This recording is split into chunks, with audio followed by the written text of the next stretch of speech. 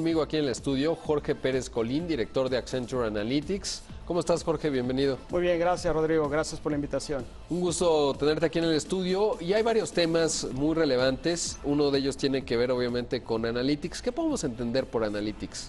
Mira, Analytics es la aplicación de una serie de ciencias. Yo te puedo decir que son prácticamente dos ciencias muy importantes.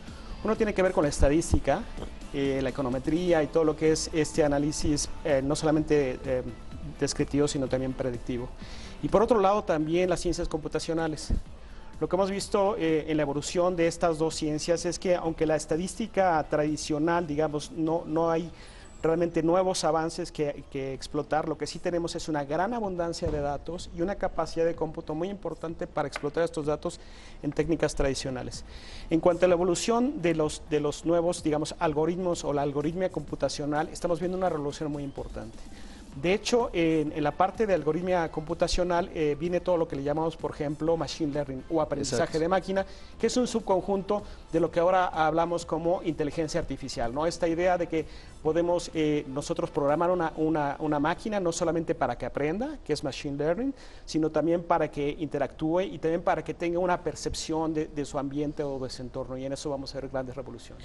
Ahora, en este asunto, recientemente esta semana estuve allí en la aceleradora de negocios de Silicon Valley de Google, y uno de los énfasis más fuertes que hoy tiene Google, apenas lo presentó, es justamente inteligencia artificial, y tenía yo un insight, digamos, que pues todo problema de inteligencia artificial en esta etapa tiene que ser planteado en términos de datos. Tú tienes que tener datos y a partir de ahí resolver una problemática de los mismos, y eso, digamos, podría empezar a hacer inteligencia artificial. ¿Cómo plantearías tú en la evolución que has visto recientemente justamente un problema de datos que va a sorprender en términos de su resolución? Me parece que lo que estamos viviendo ahora es la posibilidad de que ya las empresas, la sociedad, las instituciones empiecen a explotar una idea que quizás era realmente muy teórica, es decir, que el mundo es información. Y que dato es esa partícula de lo que forma la información. Es decir, esta idea de la vida y de que la vida de alguna manera combate la entropía, es decir, esta idea de que las cosas se deshacen. Lo que estamos viendo ahora es una aplicación de lo que es la información a través del dato y la propia explotación. Pero es algo que antes no podíamos hacer, y no podíamos hacer por dos cuestiones. Una, porque no teníamos suficiente storage de datos, y otro, porque no teníamos suficiente capacidad de cómputo. Y te pongo un ejemplo. Cuando yo hice la carrera, ya hace muchos años, no le voy a decir a todos hace cuántos años hice la carrera, yo me acuerdo que los primeros modelos econométricos que yo hacía, lo hacía en una computadora que se llama PAX, y para utilizar la computadora tenía que dormir en los pasillos para competir con los chavos de ingeniería para utilizar esa microcomputadora, por un lado. Y por otro lado, los datos que yo tenía eran los datos que publicaban entonces el Banco de México, la Secretaría de Hacienda y Presupuestación, no me acuerdo cómo se llamaba, ¿no? Entonces tenía muy poquitos datos, con muy poca calidad, con una escasez de la capacidad de cómputo. Ahora tú lo puedes ver a través de tus celulares, etcétera, incluso muchos programas de business intelligence en aplicaciones para los celulares, ya no tienes ese problema. Tienes una capacidad de cómputo en la punta de los datos por otro lado, y luego los datos son súper abundantes. Y te voy a poner un ejemplo, ¿no? Podemos hablar de reconocimiento de imágenes, de voz, etcétera, pero te pongo un ejemplo con respecto a algo que INEGI ha producido durante los últimos 17, casi 20 años, a través de sus censos de población y vivienda, a través de los conteos, etcétera, y tenemos microdatos de una cantidad muy importante, por ejemplo, de áreas geográficas estadísticas. Entonces, hoy las empresas tienen capacidad no solamente de explotar los datos que de suyo se producen a través de sus sistemas RP, etcétera, sino también acerca de lo que la sociedad y las instituciones producen, en este caso INEGI. Y no hablemos de redes sociales, sino hablamos de toda esta cantidad cada vez más grande. Entonces, en resumen, es la gran posibilidad de acceder a muchísimos datos, diferentes formatos, fuentes, etcétera, y la capacidad de tener un poder de cómputo extraordinario como nunca lo hemos visto, y lo seguiremos viendo como se incrementa.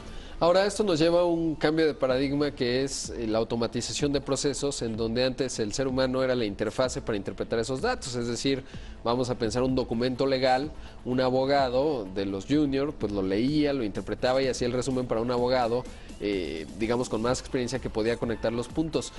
¿Dónde queda el ser humano cuando se empieza a automatizar? Porque se empieza a hablar mucho de la automatización como el nuevo paradigma, que va a llevar a la redundancia del humano en grandes cantidades. Es decir, decía, por ejemplo, recientemente el expresidente Bill Clinton, retomando a Carlos Slim, que decía, quizás es la primera revolución tecnológica en donde este concepto de la destrucción creativa, que quiere decir que cuando se destruyen empleos se generan nuevos, quizás haya más destrucción que creación de los mismos por justamente la automatización. ¿Dónde ves que va quedando el humano y si esto realmente puede ser una tendencia en términos de automatizar procesos que antes tenían que ver con humanos? Mira, en lo personal y más trabajando para Accenture, me considero un tecno-utopista. ¿Esto qué quiere decir? Creemos que la tecnología genera suficiente valor social, económico, etcétera, como para poder satisfacer no solamente las necesidades humanas, sino también sus problemas más importantes. Entonces, en ese sentido, este puede ser, digamos, los optimistas o tecno-utopistas pensamos que quizás no vemos ahora cómo vamos a sustituir estas labores que hace el ser humano, pero tenemos la confianza y el optimismo que justamente esta potencialización de la experiencia, del conocimiento humano va a significar no solamente nuevos modelos de negocio, sino incluso también nuevos modelos de colaboración. Por otro lado, tienes a personas que son, digamos, mucho más pesimistas, no quisiera decir nombres, donde incluso Elon Musk, no, sería... donde incluso están hablando de que la única solución es un ingreso parejo para todos, y lo que vamos a hacer es que lo que produzcan las máquinas de la inteligencia artificial habrá que dividirlo, habrá que sacar ese valor y hacer una renta pareja, ¿no? Te podría decir, yo como economista, lo de la renta pareja me parece una buena idea desde antes de esto. Es decir, yo creo que no están tan perdidos. Entonces, lo que creo que vamos a ver es justamente un balance entre una y otra. Ahora, eso es un gran reto que los empresarios y que las empresas y que las organizaciones están ahora justamente luchando en hacer esto. Es decir, cómo poder aprovecharlo. Y en el corto plazo, lo que sí te puedo decir con respecto a lo que hemos visto con muchos de nuestros clientes y en buenas experiencias, es que lo primero que automatizamos son cosas que son muy rutinarias, muy establecidas, que sí a lo mejor tiene cierta complejidad, pero esas funciones humanas rutinarias pueden ser sustituidas con mucha eficiencia por robótica, con muy buenos casos de negocio, y lo que hemos visto con nuestros clientes es que estas personas que se liberan de estas funciones rutinarias los puedes reutilizar para otras muchas cosas. Por ejemplo, hoy tenemos un cliente que tiene una fuerza importante, digamos, de venta de campo, y mucho del trabajo que ellos hacían de campo tenía que ver con llenar, interpretar cifras y hacer una serie de cálculos. Lo que hicimos ahora es un piloto que funcionó extremadamente bien y donde quitamos toda esa labor rutinaria de esta fuerza de ventas y liberamos esas horas para que estas personas pudieran estar en el mercado. Entonces, el caso de negocio no solamente es horas hombre liberadas, sino el caso de negocio tiene que ver con el valor extra que producen estas personas, ¿no? Entonces, yo creo que vamos a ver una migración en las empresas y nada más para cerrar esta idea, me parece que siempre la tecnología, y eso es una ley, se llama ley de disrupción, la tecnología va creciendo mucho más rápido de los cambios, digamos, sociales, de los cambios organizacionales y los cambios políticos. Entonces, lo que estamos viendo es esta lucha de alcanzar diferentes olas, nada más que estas olas se alcanzan cada vez más rápido, ¿no? Ahora, en tu versión previa, Accenture, tú eres un emprendedor justamente que te diste cuenta muy temprano de este tema de los datos, su análisis y el potencial que guardaba. ¿Qué recomendarías para los emprendedores hoy en México que están viendo que la inteligencia artificial se dibuja como un nuevo paradigma? Yo ahora pensaba que quizás tendremos en el futuro ya no una brecha digital, sino una brecha de la inteligencia artificial. ¿Cuál sería el punto de partida en términos de emprender en este nuevo paradigma que es la inteligencia artificial o el machine learning como un primer paso, que es una herramienta previa a esto? Mira, en la mañana estuve con un emprendedor que está en la parte de maricultura y me estaba actualizando lo que han hecho en maricultura, que ahí hay unas innovaciones tecnológicas muy importantes. Creo que cumple con el reto de la escasez, o más bien de que ya no están creciendo las especies silvestres, marinas, y que la única solución es maricultura. Entonces, por un lado, me estaba actualizando pues, de todos los avances que han hecho en términos tecnológicos, es decir, de poder cada vez más hacer que la conversión entre la proteína, o más bien el alimento que inviertes en el animal, se convierta en más proteína. Y en ese sentido tienen unos números impresionantes. Pero otra de las cosas que me mencionó este emprendedor es, digamos, esta empresa alterna que están haciendo, y que esta empresa alterna tiene que ver con esto, con lo de los datos, porque no solamente es desarrollar esas tecnologías, sino de alguna manera encapsularlas en conocimiento reexplotable y que ese conocimiento hace uso intensivo de los datos. Entonces yo le diría a las personas que están interesadas en la parte de emprendedurismo, que independientemente de que su emprendedurismo sea hacer software o hacer big data o hacer cosas específicamente de inteligencia artificial, que tomen esto como un componente de sus propios modelos de negocio, independientemente en donde esté su emprendedurismo, que puede ser producción, servicios, etcétera. Al igual que lo que estamos viendo es que las empresas lo que están haciendo es incorporando todo este mundo digital de datos, robótica, etcétera, para, independientemente de cuál es su vocación o su modelo de negocio, complementarlo y explotarlo. Entonces yo creo que sería la misma recomendación para los emprendedores como también para las organizaciones, en la medida de que los datos están ahí, la tecnología está ahí, y lo que tenemos que hacer es confiar más en el método científico, que es algo que podemos hacerlo todos los días y lo podemos medir todos los días. Ahora, ¿cómo ves a México? Porque una vez más parece que lo que está ocurriendo es que las herramientas se desarrollan.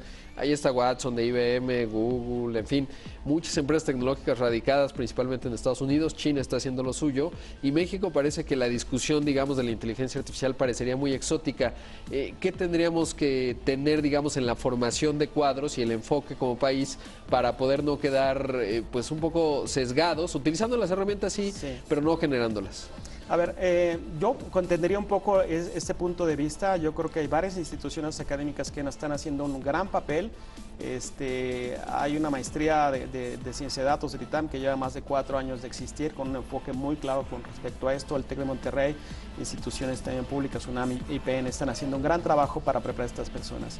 Pero también me parece que una de las cosas que hemos aprendido, por ejemplo, de la gran evolución de las empresas del Silicon Valley, etcétera, es que vivimos en una economía que algunos de estos analistas del Silicon Valley decían que es una economía de dona.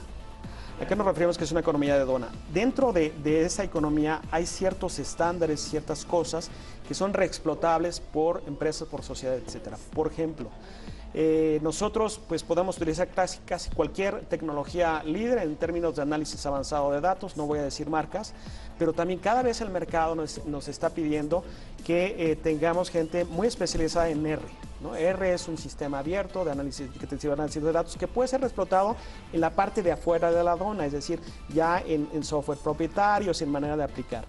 Y me parece que en esa medida este conocimiento es tan líquido que cualquiera lo puede aprovechar, y son casos de jóvenes mexicanos que pueden no solamente trabajar en empresas globales o del Silicon Valley en términos de físicamente estar ahí, sino que incluso actualmente trabajan incluso desde sus casas o sus universidades, colaborando en proyectos muy avanzados, ¿no? Ayer tuvimos una actividad en OpenStreetMap, que es igual un sistema abierto de mapeo, donde hay una colaboración muy grande de la sociedad para resolver problemas, por ejemplo, de alimentación, de epidemias, etcétera, donde incluso nosotros también cobijamos ese tipo de iniciativas, metemos a nuestra gente, pero colaboramos con ONGs, colaboramos con universidades, etcétera, para aprovechar ese conocimiento que está al alcance de todos.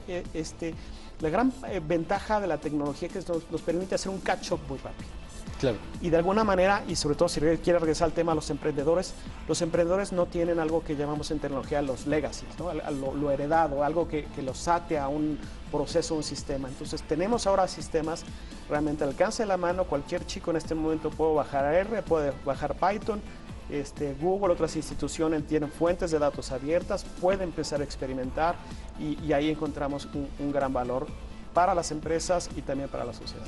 Pues qué bueno escuchar tu optimismo y sobre todo saber que por lo menos en las instituciones se está trabajando, y ya esto que decía Tom Friedman, el mundo es plano, en el caso de la inteligencia artificial, pues así es entonces, y veremos la innovación viniendo de todas partes. Gracias por estar aquí, Jorge. No, gracias a ti, gracias por la invitación, gracias a tu público. Gracias. ¡Vamos!